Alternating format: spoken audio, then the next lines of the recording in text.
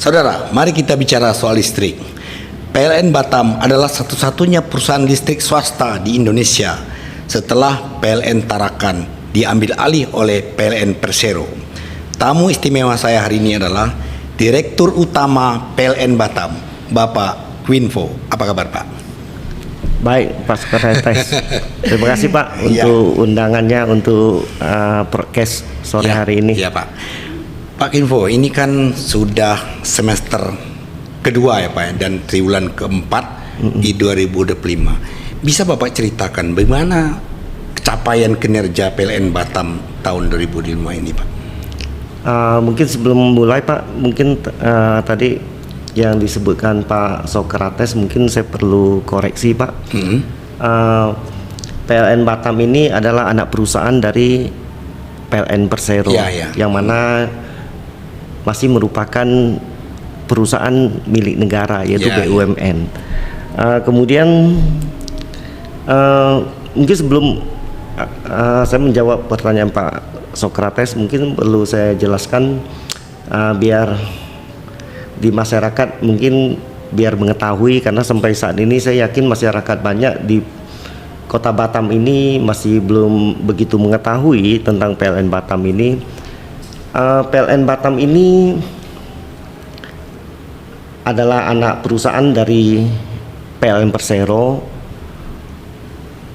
yang mana merupakan cerminan dari PLN Persero itu sendiri. Ibarat miniatur dari PT PLN Persero yang mengelola listrik secara mandiri untuk wilayah usaha PLN Batam, yaitu di Batam, Rempang, dan Galang. Di Indonesia ini, Pak, dari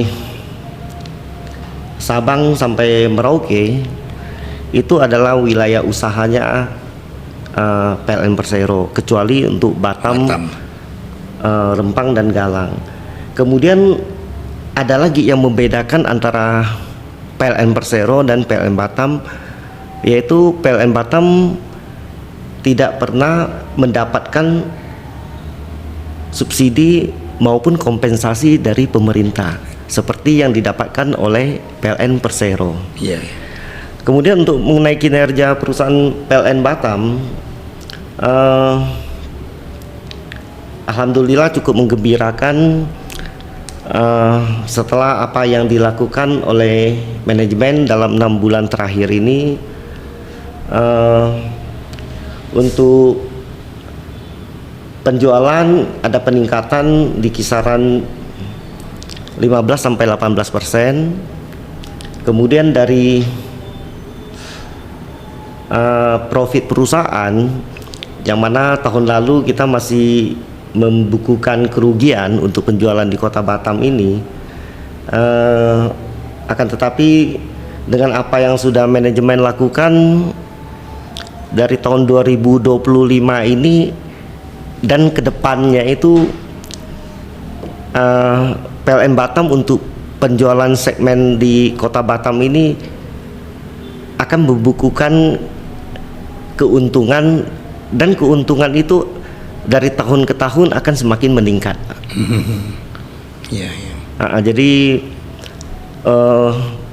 nanti saya mungkin akan jelaskan, mungkin ada apa pencapaian dari sisi pembangkit, keuangan mungkin yang lebih detail mungkin, tapi sebelum sampai sana mungkin saya persilakan Pak Sokrates, mungkin kalau ada pertanyaan lainnya, Pak. Baik.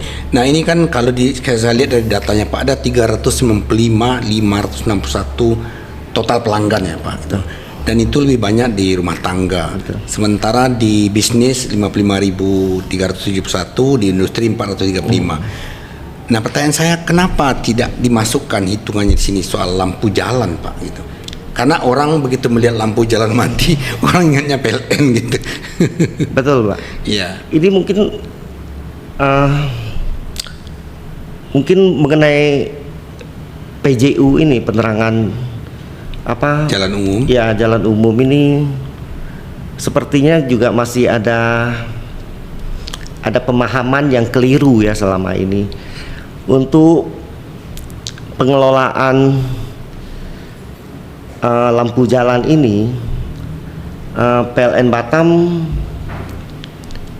sebenarnya hanya sebatas menyediakan pasokan listrik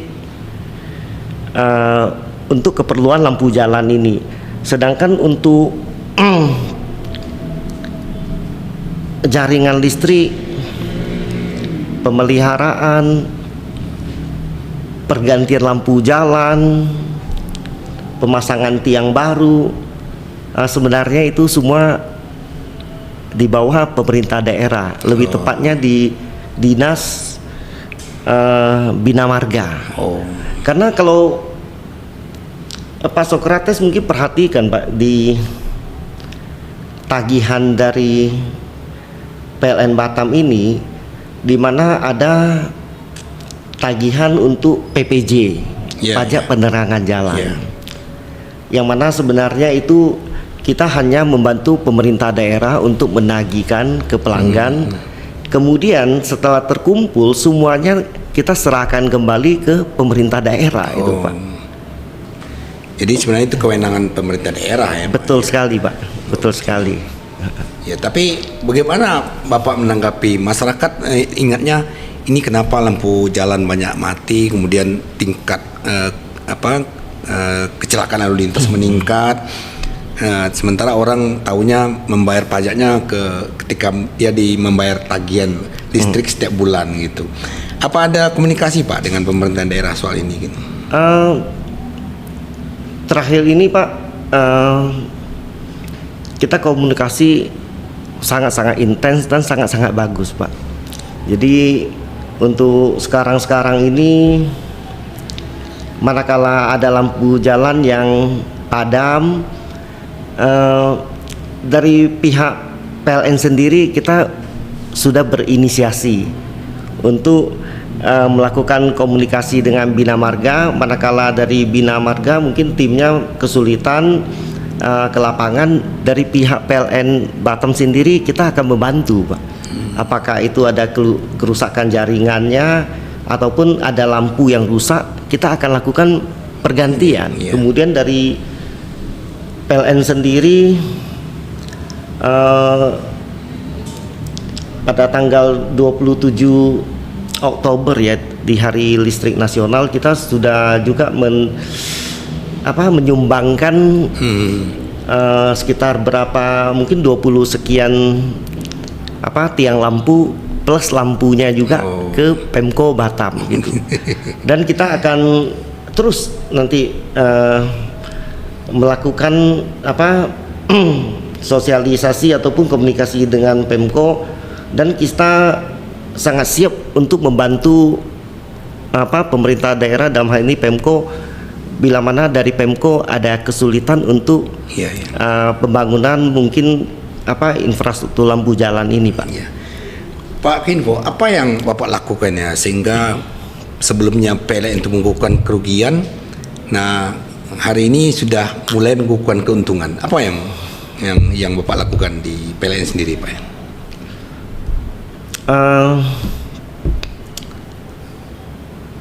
Cukup banyak Pak yang sudah kita lakukan. Mungkin saya juga udah hampir agak lupa, tapi mungkin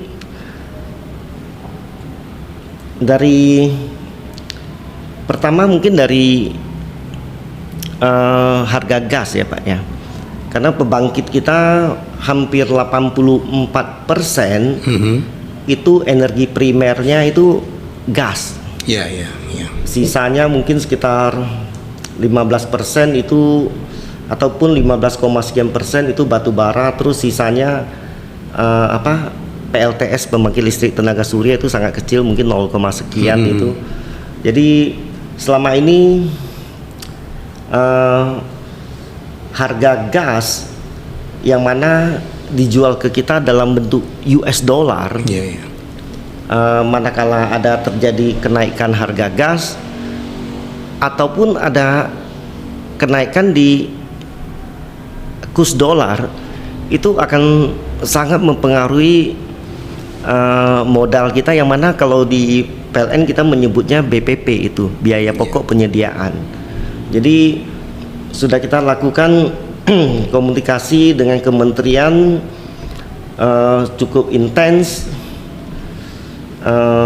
Akhirnya di bulan Agustus itu harga gas ke PLN Batam itu tidak untuk semuanya Pak ya, hampir setengahnya. Yang dulunya kita sebelum sebelum itu harganya $7, itu dari pemerintah memberikan persetujuan penyesuaian, jadi ada penurunan Pak. Walaupun nggak terlalu signifikan, tapi itu cukup membantu ya. Jadi dari 7 menjadi 6,7 gitu. Di samping itu ada beberapa kontrak penjualan yang mana sebelumnya kalau kita hitung-hitung sebenarnya harga jualnya itu di bawah modal kita. Jadi otomatis kan mengalami kerugian tuh.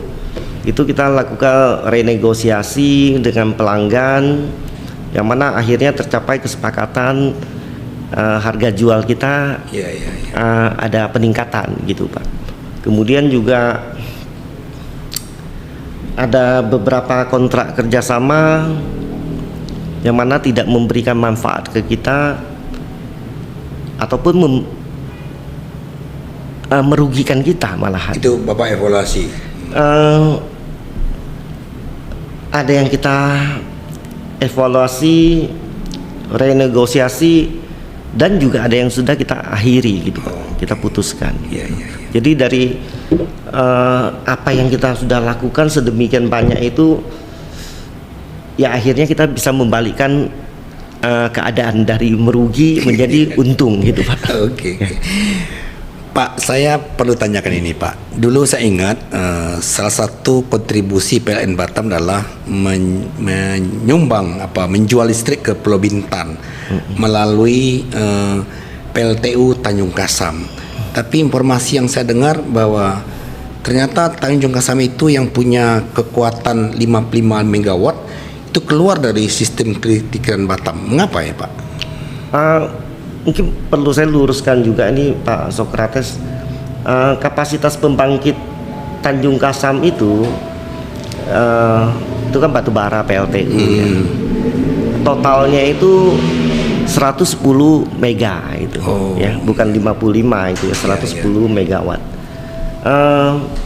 Yang tadi Pak Sokrates sebutkan itu ada 55 mega, maksudnya mendadak keluar dari sistem kita.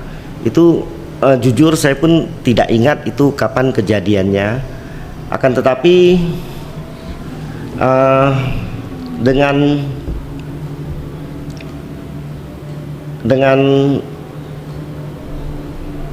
kapasitas terpasang kita saat ini di hampir 860 megawatt, kemudian daya mampu pasok kita di sekitar 830 megawatt. Jadi manakala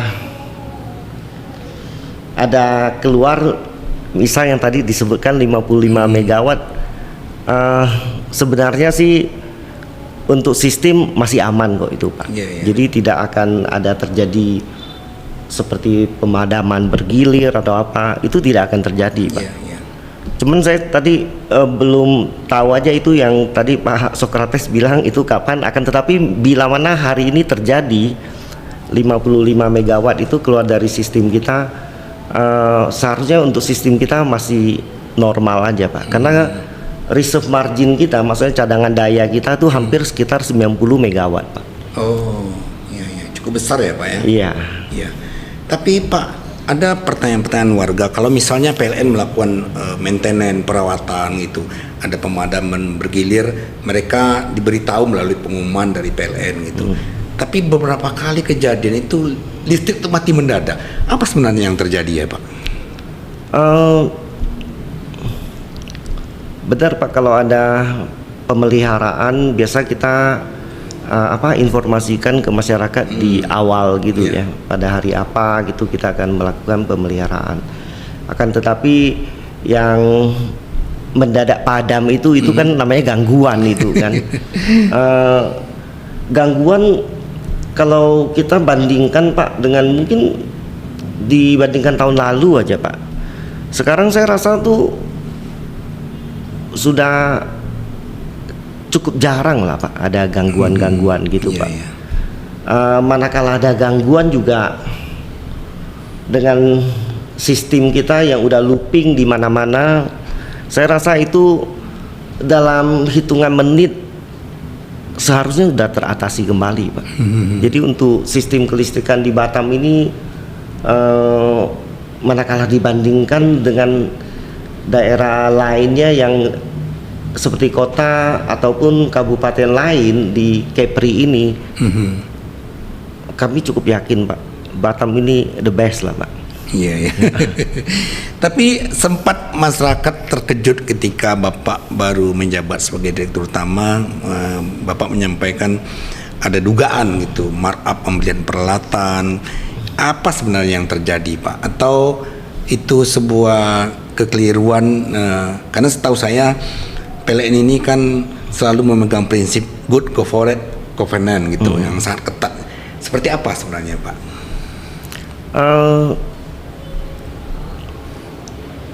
Jujur aja Pak, memang ada item yang kita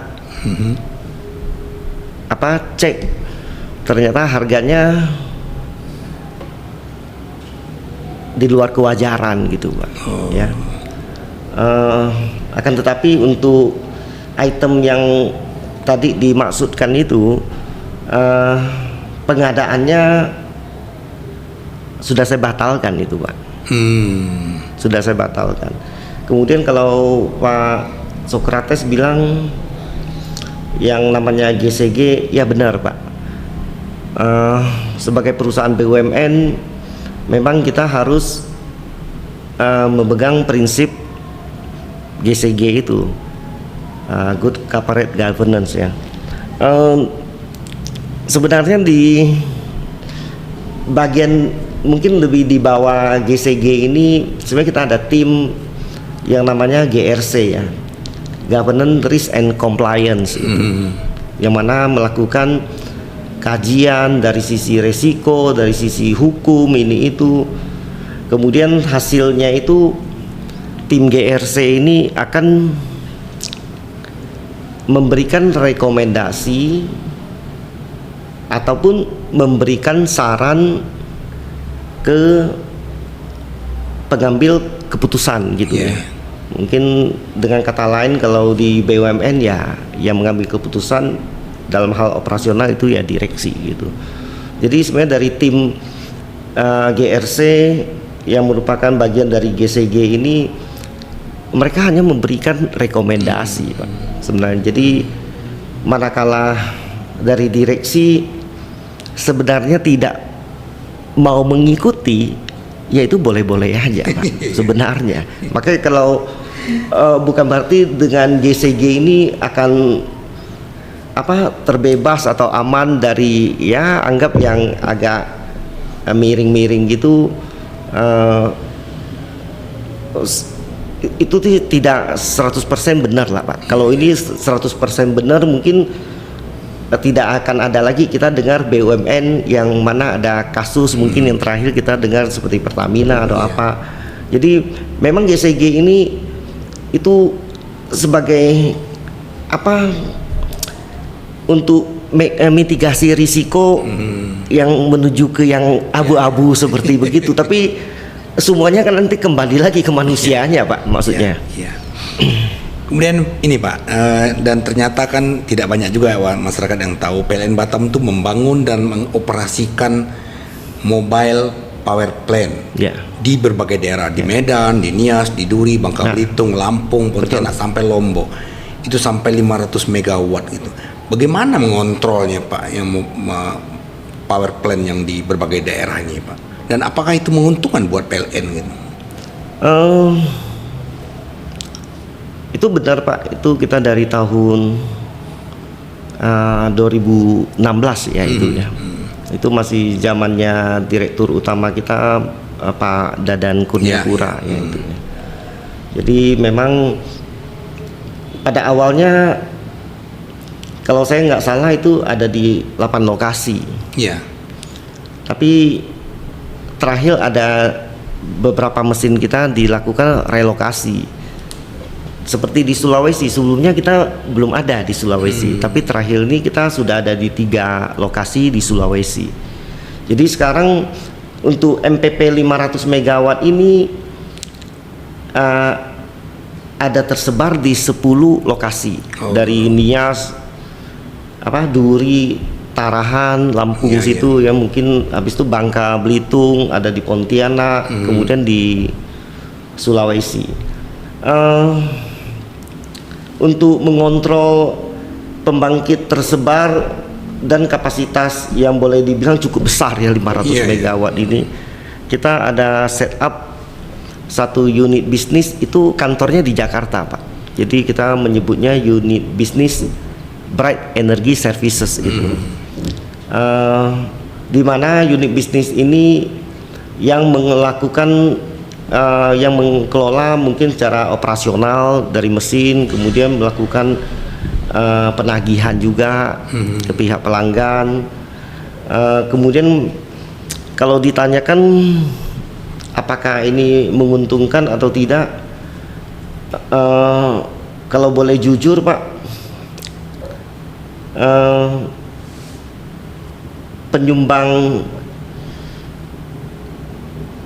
margin ataupun kita bilang net profit kita terbesar ya disumbangkan dari MPP ini, Pak, selama ini, Pak. Tadi mungkin saya sebutkan yang tadi sebelumnya ke Pak Sokrates, tahun lalu untuk PLN Batam, penjualan di Batam ini kita membukukan kerugian loh, Pak. Ya kan? Jadi manakala kalau dari sana ya. Betul. Jadi untuk MPP saya rasa mungkin hampir 10 tahun lah ini, Pak. Jadi itu yang sebagai pondasi kita, yang menahan kita biar nggak roboh lah gitu, Pak. Nah, seolah-olah begitulah, Pak. MPP ini, Pak. Ya. Kemudian ini Pak info. Ini kan dari jumlah pelanggan di Batam itu kan terbesar kan rumah tangga ya, Pak ya. Nah, selalu ada reaksi ketika PLN melakukan namanya adjustment, penyesuaian. Nah, yang mereka tahu itu kan naik harga, Pak, ya kan, Pak, gitu. Tapi saya belum melihat upaya PLN melakukan edukasi tentang hemat listrik. Gimana menurut Bapak itu? Yang untuk mungkin saya mulai yang tarif adjustment tadi yang Pak Sokrates sebutkan itu ya. Tarif adjustment itu yang saya tahu itu, Pak ya, terakhir kan di tahun lalu itu, waktu itu ada kenaikan cukup itu ya. Itu sebelumnya dari tahun 2017 sampai tahun 2023 belum pernah ada yang namanya tarif adjustment, Pak. Jadi waktu itu dilakukan di tahun 2024. Jadi setelah hampir 7 tahun itu, Pak, sebenarnya. Itu tarif adjustment itu. Untuk apa tadi yang Pak Sokrates bilang, maksudnya gerakan untuk hemat listrik untuk rumah tangga itu, Pak.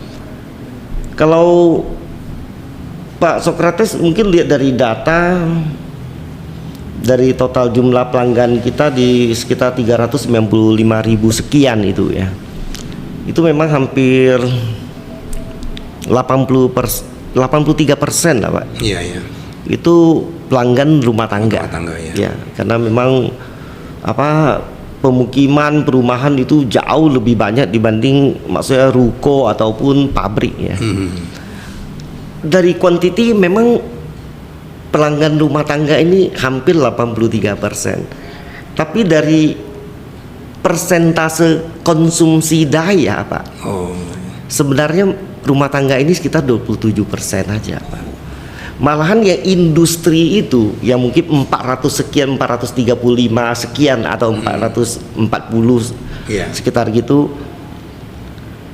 Kalau kita dari jumlah mereka sebenarnya 0,1% aja, Pak, dari 395.000 ini kan. Akan tetapi konsumsi daya mereka tuh sekitar 40%, Pak. Jadi dari jumlah memang 0,1%, tapi dari sisi daya yang diserap itu hampir 40%, Pak. Ya, jadi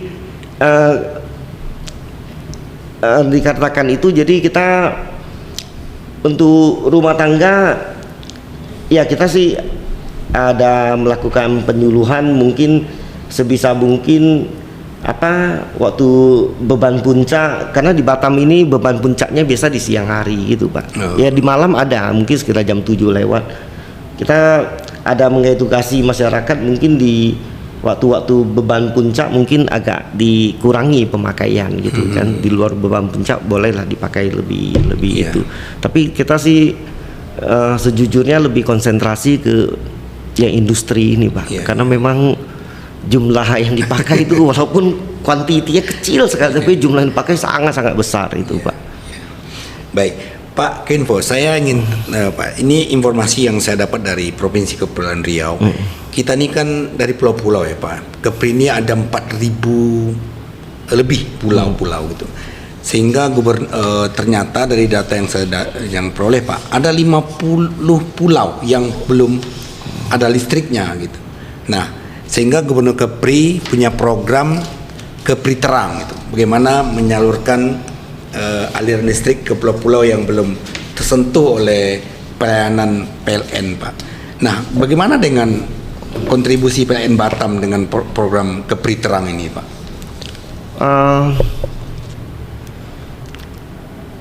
Mungkin tadi yang di awal seperti yang saya sebutkan ke Sokrates mungkin. Jadi sebenarnya PLN Batam ini, Pak, kasarnya tuh wilayah usaha kita ini mengikuti wilayah kerjanya BP Batam. Jadi yang masuk wilayah usaha kita itu hanya 3 pulau besar, Pulau Batam, Rempang, dan Galang. Betul. Jadi saya ambil contoh, Pak, Belakang Padang, Sambu, itu pasokan listrik pun dari kita, Pak. Jadi bukan hanya Bintan ya. Belakang Padang, Sambu, dan ada beberapa pulau kecil lainnya itu semua pasokannya dari kita. Akan tetapi kita tidak menjual langsung ke masyarakat, Pak. Karena di luar tadi 3 pulau itu masuk wilayah kerjanya atau wilayah usahanya PLN Persero di bawah unit induk distribusi Riau dan Kepulauan Riau. Kantor mereka ada di Pekanbaru itu, Pak. Jadi kita menjual listriknya ke mereka. Gitu. Nah, mereka yang menjualnya langsung ke masyarakat. Iya. Jadi kalau tadi yang Pak Sokrates sebutkan mungkin dari Pak Gubernur ada Kepri Terang atau ya dari PLN Batam sendiri memang kita juga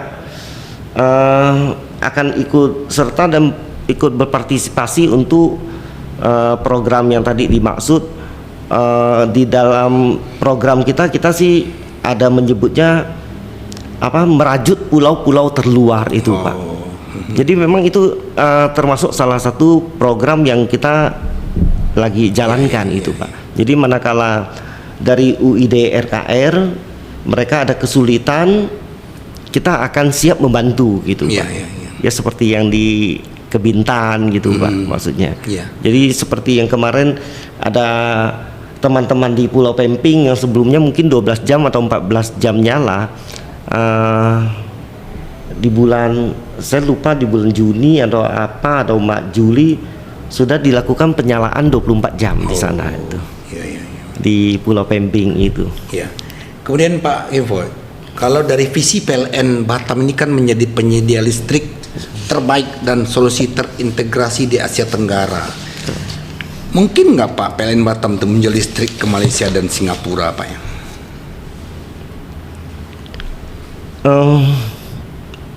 Pertanyaan ini, Pak,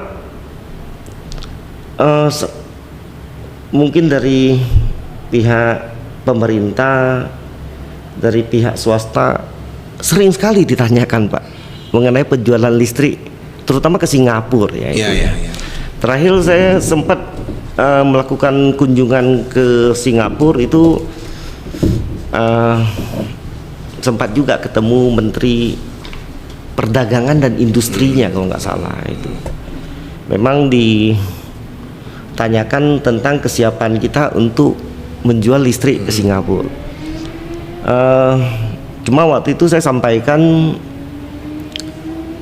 seperti yang mungkin Pak Sokrates pun tahu, kita bersama-sama tahu waktu itu ada antara Menteri ISDM dengan Menteri Singapura waktu itu ada tanda tangan MOU kan, untuk penjualan listrik dari Indonesia ke Singapura. Akan tetapi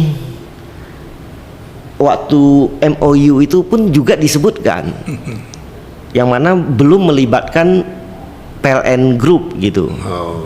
Jadi menurut kita sih, kita lebih untuk saat ini kita lebih cenderung fokus untuk memperkuat sistem kelistrikan di Pulau Batam ini, Pak. Karena dengan masuknya data center belakangan ini cukup masif ya Pak, data center yang masuk. Jadi kebutuhan dayanya cukup besar. Jadi kita harus membangun pembangkit, transmisi, distribusi, sangat banyak Pak infrastruktur yang harus kita bangun. Jadi untuk saat ini kita lebih konsentrasi untuk pemenuhan di Pulau Batam sendiri. Manakala di Pulau Batam sudah terpenuhi, kemudian kita pun ada reserve margin atau cadangan daya itu Pak yang cukup mumpuni lah ya mungkin. Baru kita nanti akan coba lihat seperti apa caranya untuk ekspor listrik. Karena ekspor listrik itu Pak, ya Pak Sokrates juga tahu ya, seperti sekarang kita mensuplai listrik ke Bintan itu kan sekitar 90 sampai 100 megawatt itu. Itu perlu pembangunan transmisi kabel bawah laut lah, mungkin habis itu kabel udara ini itu. Jadi apa secara teknis regulasi ini itu cukup complicated Pak. Jadi kalau apalagi ini lintas negara lagi. Jadi itu memang butuh kajian yang cukup itu Pak. Tapi semacam mimpi masa depan mungkin ya Pak ya. Oh iya pasti Pak. Kita juga mengharapkan pada waktunya sampai ya kita bisa mengekspor listrik ke Singapura Pak. Pak, ada satu yang menarik Pak dari PLN Batam ini. Banyak orang dari luar Batam, dari Indonesia Pak ya, yang selalu kagum melihat Batam ini tidak ada kabel listrik sepanjang jalan protokol. Tapi kan di komplek perumahan masih Pak, karena kan ternyata itu memakai kabel bawah tanah. Mungkin nggak Pak nanti suatu saat Batam ini bebas dari kabel listrik yang di tiang-tiang itu Pak? Ya, kalau kita lihat masih ada, kita bilangnya mungkin apa, saluran udara. Kalau di perumahan itu ada yang di udara itu saluran udara tegangan rendah lah itu mungkin 380 volt atau apa itu.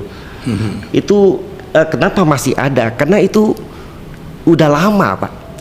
Udah lama punya itu, kemungkinan di bawah tahun 2000 Pak dibangunnya. Memang dulunya mungkin karena antara kabel udara dengan kabel tanah Pak itu perbedaan harga cukup signifikan Pak. Mungkin di tanah itu bisa-bisa 5 kali lipat lebih mahal. Jadi waktu dulu mungkin di bawah tahun 2000 itu mungkin dari sisi keuangan PLN Batam sendiri juga masih belum begitu kuat atau apa. Jadi waktu itu masih kabel udara. Kemudian untuk yang sekarang ini kalau Pak Sokrates perhatikan itu untuk perumahan-perumahan sudah hampir tidak ada lagi Pak yang memakai kabel udara, semua kabel tanah itu. Jadi untuk jalan-jalan protokol atau apa memang itu didesain dari awal itu semua kabel tanah itu Pak. Yang sudah ada punya yang kabel udara itu kita sebenarnya lagi kalkulasi itu Pak, kira-kira butuh investasi seberapa besar biar semuanya kita tanam aja Pak. Jadi secara estetika kelihatan jauh lebih bagus, jauh lebih rapi itu Pak. Pak Kinfo, saya perlu tanyakan ini Pak. Bapak kan bukan pegawai karir di PLN ya Pak ya. Nah, tapi Bapak pernah menjadi komisaris independen, kemudian sekarang menjadi direktur utama. ada segelintir orang yang meragukan kemampuan Bapak memimpin PLN. Apa tanggapan Bapak ya?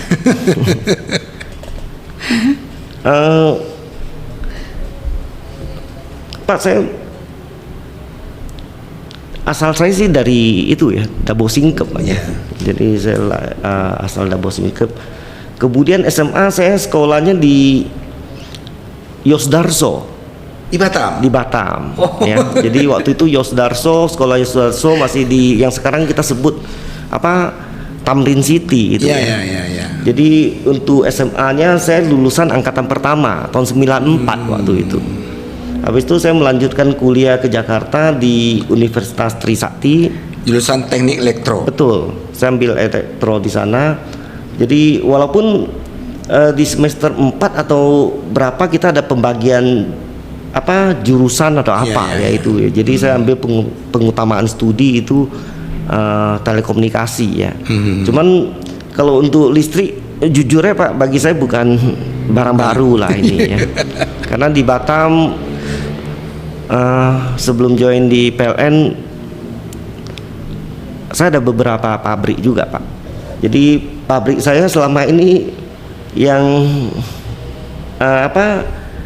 mendesain untuk apa rangkaian listriknya seperti apa, panel listrik semua rata-rata biasa saya yang mendesain sendiri Pak. Habis itu baru saya minta kontraktor pasang seperti yang sudah saya desain. Dan selama ini tidak pernah ada masalah apapun maksudnya dengan apa pabrik-pabrik yang saya desainnya untuk desain listriknya itu Pak. Jadi untuk teknis saya rasa tidak ada masalah. Kalaupun ada pandangan masyarakat saya kurang ngerti Pak ya, maksudnya dari sisi apa. Kalau dari sisi teknis saya rasa saya cukup memahami. Kalau dari sisi bisnis mungkin saya rasa kita dari swasta mungkin seharusnya kan jauh lebih itulah Pak, maksudnya lebih apa yang terjadi udah kita pernah lihat, apalagi saya sebagai pemilik perusahaan juga kan ya punya sendiri. Jadi kalaupun ada pandangan masyarakat yang mungkin agak negatif ataupun saya sih rasa Pak daripada saya tanggapi mendingan saya fokus aja lah Pak untuk membesarkan PLN Batam ini agar menjadi perusahaan yang mungkin jauh lebih andal, berkelanjutan dan berkeadilan lah untuk masyarakat Kota Batam ini Pak. Mungkin mereka belum mengenal Bapak dengan baik. Seharusnya Pak, karena ini jujur ya Pak, ini podcast pertama saya Pak. Makasih, mungkin Pak. seumur ini podcast pertama kali Pak. Oke Pak Gwinfo, terima kasih banyak Pak atas kehadirannya di channel So Creative Media. Ini program Socrates Talk. Mudah-mudahan apa yang Bapak lakukan itu akan lebih baik buat PLN. Dan sebelum menutup podcast ini, saya ingin mengucapkan selamat ulang tahun yang ke-25 buat PLN Batam pada tanggal 3 Oktober 2025 ya Pak. Dan selamat Hari Listrik Nasional ke-80 yang jatuh pada tanggal 27 Oktober. Sukses selalu Pak Gwinfo, mudah-mudahan PLN tetap menjadi kebanggaan masyarakat Batam. Pasti. Dan apalagi masyarakat Batam ini selalu dimanja oleh listrik yang terang benderang. Jadi jangan sampai mati listriknya Pak. Pasti. Terima kasih. Terima kasih banyak Pak. Demikian saudara, ikuti terus Socrates Talk.